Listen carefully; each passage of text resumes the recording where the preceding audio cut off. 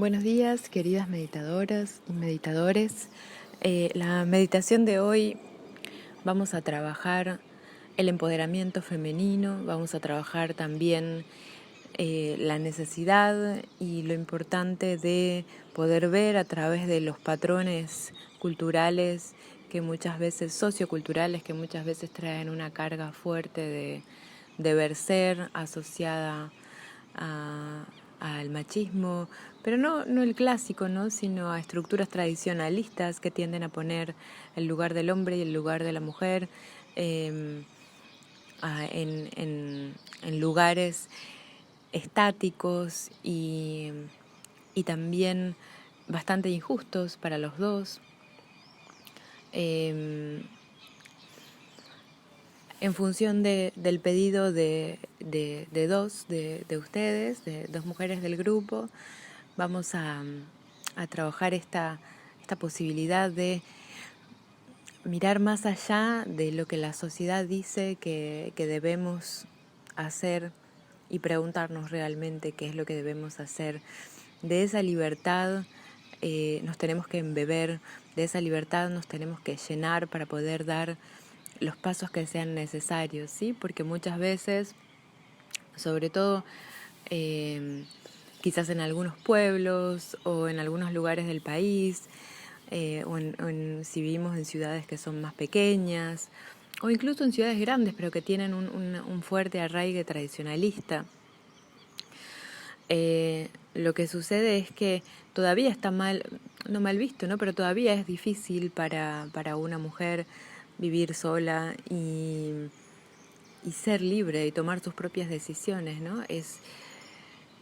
Parece loco, parece raro, parece ridículo que en el año 2019 estemos hablando de esto, ¿no? Y sin embargo seguimos hablando de que las mujeres todavía estamos conquistando nuestra libertad, sobre todo interna, ¿no? Porque las leyes dicen que tenemos libertad para esto o para lo otro, pero la sociedad todavía juzga o condena a una mujer que toma sus propias elecciones, que se viste a su manera, que estudia lo que quiere, que viaja a donde quiere o con quien quiere, que se ríe libremente por la calle, que camina y canta. Todavía se dice que las mujeres somos locas porque somos cíclicas y tenemos 28 como mínimo, ¿no? Y tenemos fases y no se comprende la naturaleza profunda e infinita de la mujer, sino que desde una mirada lineal y concreta se la juzga. Y esa mirada también tiene que ver con algo antiguo, ¿sí? Con algo que viene de una tradición muy antigua y muy lejana también a la naturaleza, ¿no? Porque en su ciclicidad las mujeres estamos mucho más cerca de la naturaleza, pero nosotros como sociedad nos hemos construido desde o en base a las primeras ciudades europeas que se empiezan a construir con la formación de las primeras fábricas, ¿sí? Allá en el año 1800, por el siglo 1800, 1900, cuando dejan de existir los latifundios el feudalismo y empiezan a construirse las primeras ciudades, se empiezan a construir en base a las primeras fábricas, ¿sí? Con el descubrimiento de la máquina de vapor y mucho más tarde con el descubrimiento de la electricidad, empiezan las primeras fábricas y ahí empiezan a construirse las ciudades. Empiezan nuevas filosofías, ¿sí? El iluminismo, empieza Descartes, Hegel, empiezan a hablar del hombre, de la sociedad, y se empieza a construir la sociedad como hoy la conocemos. Y esa sociedad está muy lejos de la naturaleza, está muy lejos del cuerpo físico. Es una sociedad y es un pensamiento que tiende a decir que la mente está por arriba y el cuerpo está por debajo, y que se aleja de la naturaleza y pone a la naturaleza en el lugar del pecado y del error, mientras que pone al espíritu en el lugar de lo que está bien, como si fueran dos cosas separadas, ¿no? Sin entender que son lo mismo. Entonces, la revalorización de la mujer tiene muchísimo que ver con la revalorización de la naturaleza, de los ciclos, de la comprensión profunda de los tiempos. Por eso, a ver, ¿por qué lo digo? Lo digo porque no estamos solas, porque si una siente que ese empoderamiento no es solamente el empoderamiento de una, sino es el empoderamiento de todas y de la Tierra misma y del sentido común del planeta mismo, se hace un poco más fácil saber que estamos tejiendo una trama en conjunto. Es más, no estamos tejiendo, estamos retejiendo un tejido al que se le zafaron algunos puntitos.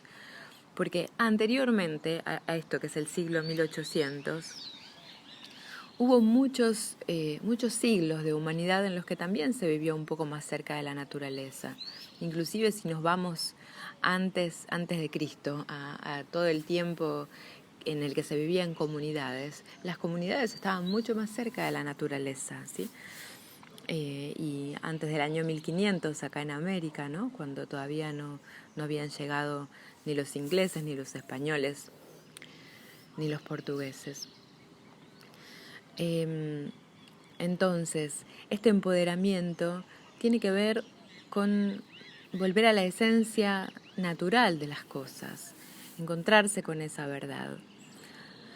A ver, ¿qué sucede con esta sensación de luchar contra el juzgamiento? No necesariamente una tiene que mostrarse, ¿no? Digamos, hay momentos donde esta libertad interior una la puede llevar de una manera más militante, levantar esa bandera, ¿no? De miren lo que estoy haciendo, porque así lo siente, y esa es la militancia feminista, que no es una lucha contra los hombres, sino que tiene que ver con encontrar el propio lugar y disfrutarlo y decirlo y manifestarlo. Pero hay momentos donde la propia integridad en cualquiera de sus niveles se encuentra amenazada, ¿sí? Y digo en cualquiera de sus niveles porque quizás hay mujeres que no temen por su integridad física, pero temen por su integridad mental o emocional, o la de sus hijos o la de sus familias.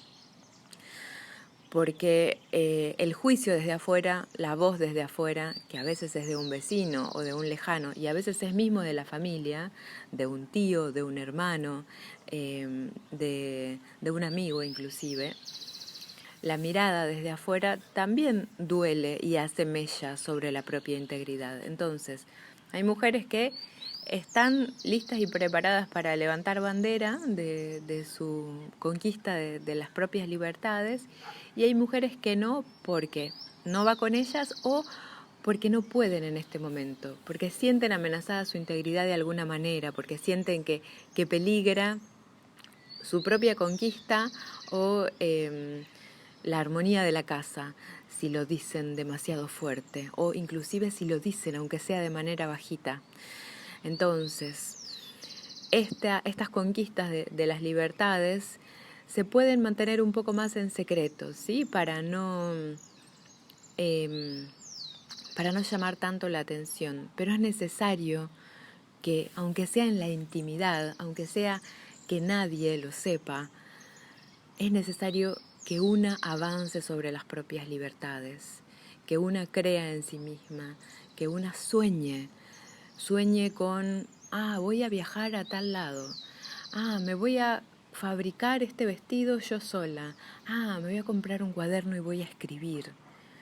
Esas cosas que siguen estando prohibidas para la sociedad, para una mujer en algunos lugares todavía, ¿no? Y parece mentira que sea el año 2019.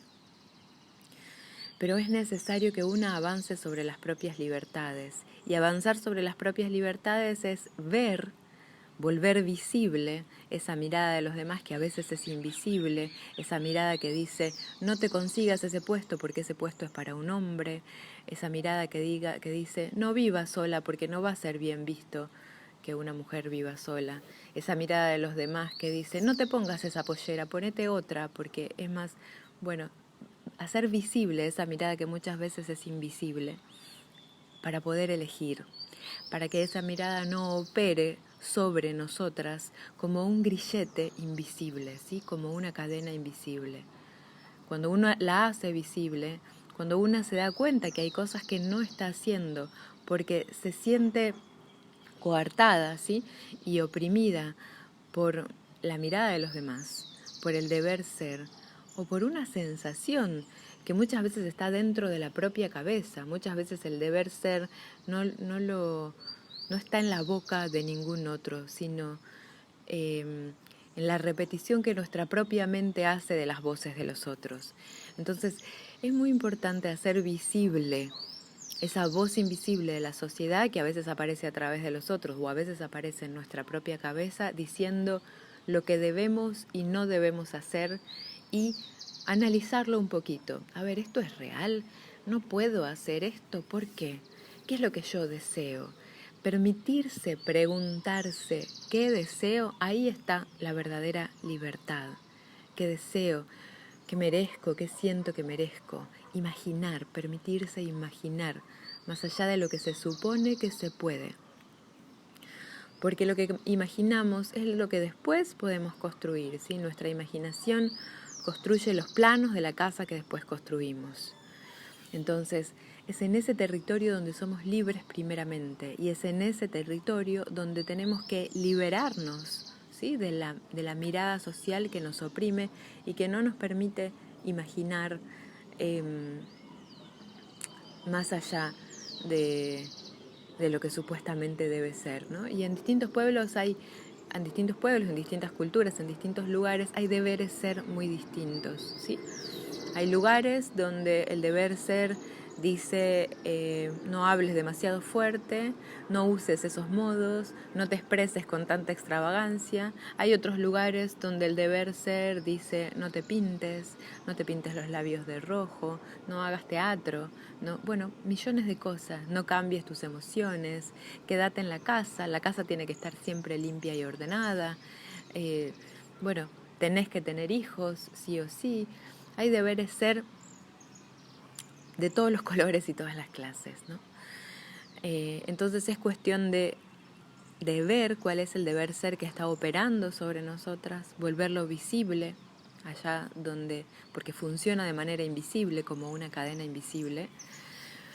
Es cuestión de volverlo visible para elegir. A ver, esto es lo que me dice el deber ser, está bien, pero ¿yo qué quiero? ¿Y este deber ser es lógico o es algo viejo que se viene arrastrando de generación en generación y ya no tiene ningún sentido? ¿De dónde salió este deber ser? ¿Tiene algún sentido común? Y para mí lo tiene, aunque lo tenga para la sociedad, para mí individualmente, subjetivamente, para mí lo tiene. Entonces ese es un trabajo para cada una, ¿no? Está buenísimo tener un diario íntimo porque es un territorio el diario íntimo, donde uno puede escribir y recordarse cosas para no olvidarlas, ¿no? Porque muchas veces el olvido nos juega una mala pasada y vamos ganando territorio, conquistando esa libertad, pero después nos olvidamos y retrocedemos 4 o 5 pasos. Entonces el diario íntimo es un territorio como una mini habitación donde podemos charlar con nosotras mismas y recordarnos cosas y darnos el valor necesario y apuntalarnos y dibujar si nos da la gana y ser la vieja sabia un día y ser una niña que pinta con colores otro día y ser la hechicera que crea magia y un día simplemente poner una palabra gigante y si estamos enojadas gritar en el diario íntimo con palabras mayúsculas bien grandes también está bueno. Así que para la conquista de la propia libertad es un gran aliado el diario íntimo, que bueno, no es lo que era cuando teníamos 12 años y tenía el candadito y las páginas rosas que empezaban con querido diario, sino es un cuaderno simplemente, un cuaderno que perfectamente podría ser un cuaderno de artista. Yo los prefiero de hojas lisas, para permitir justamente, para salirse de los renglones y permitir eso de una palabra chiquita, una palabra gigante, un dibujo, una palabra en blanco. Bueno, entonces, vamos hacia esa meditación. Conquistar la propia libertad, empoderarse y animarse a dar ese paso que nos permita ser felices. ¿Sí? Ser felices verdaderamente. Para las mujeres, para cada una de nosotras, ser feliz significa algo distinto y cada una tiene que descubrirlo por sí sola. Muchas gracias.